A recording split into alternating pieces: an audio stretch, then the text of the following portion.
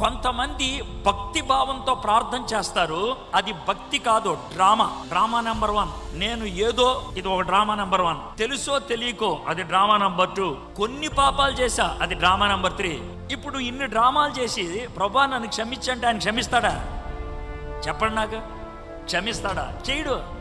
క్షమించడం మనము స్వరాన్ని మార్చడం బట్టి, లేకపోతే కళ్ళంట్లో కాస్త నీళ్లు తెచ్చుకున్నట్లు చేస్తే అది పశ్చాత్తాప ప్రార్థన అనుకుంటే కాదు. పశ్చాత్తాప ప్రార్థనకి ఇమోషన్ కాదు కావాల్సింది, రియాలిటీ.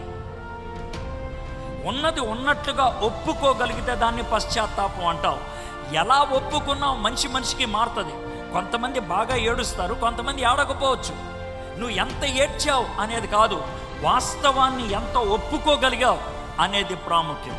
ఇది వర్ణిస్తూ ఉన్నప్పుడు పరిశుద్ధాత్ముడు మీ హృదయంలో ఒప్పుదల కలిగిస్తాడని నేను నమ్ముతున్నా.